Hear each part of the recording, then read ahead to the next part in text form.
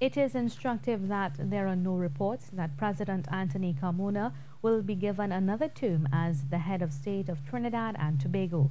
Political scientist Dr. Winfred James told CTV that the outgoing president came in with much fanfare, but people should look at the fact that his name is not on any list, fantasy or otherwise, for upcoming talks.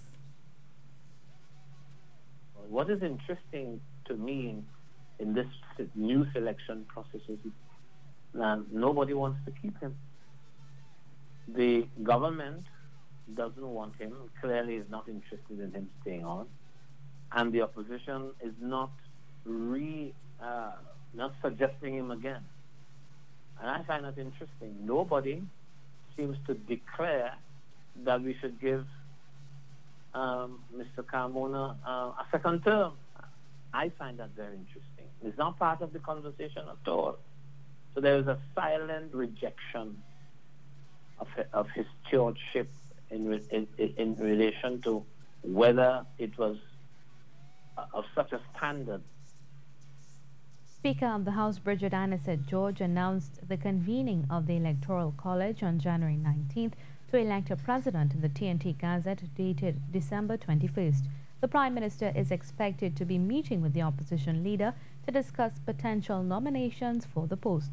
To date, there have been 5 presidents, 4 from Trinidad and 1 from Tobago. Dr. James is calling for careful consideration for the new head of state. You need people who understand the law, people who understand our politics, yeah, and people who have a track record of being, shall we say, dispassionate in the decision-making process in a public way, people who are regulated by facts and reason and not emotion, people who are all embracing of the diversity in the country. Political analyst Dr. Mukesh Bazio believes the meeting between Prime Minister Dr. Keith Rowley and opposition leader Kamla Persad-Bissessar to hold discussions regarding the nomination of a new president for the Republic is a critical meeting.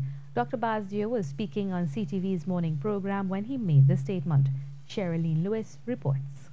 Political analyst Dr. Mukesh Bazio said there appears to be an attempt for an unanimous agreement for the nomination of a new president. Thus, the reason for the meeting between Prime Minister Dr. Keith Rowley and opposition leader Kamla Persad-Bissessar. Dr. Bazio said in the past this type of bipartisan meetings were held especially in 1992 for the nomination of Nur Hassan Ali as president. There will be no need for, let's say, having a vote, as one would say. It will just be less ceremonial in the context of the announcement that there's a unanimous agreement as to a possible candidate.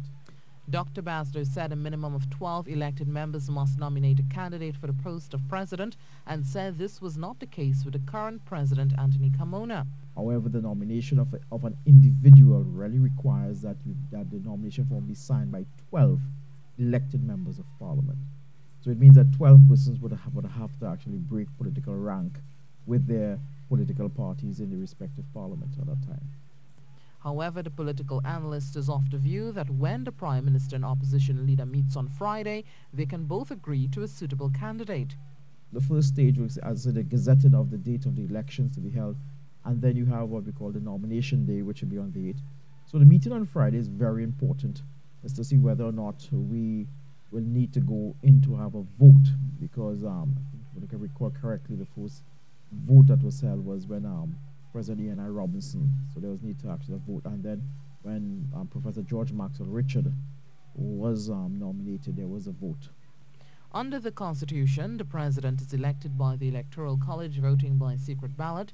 10 senators, the Speaker and 12 other members of the House of Representatives constitute a quorum of the Electoral College. Once elected by the Electoral College, the President holds office for a term of 5 years.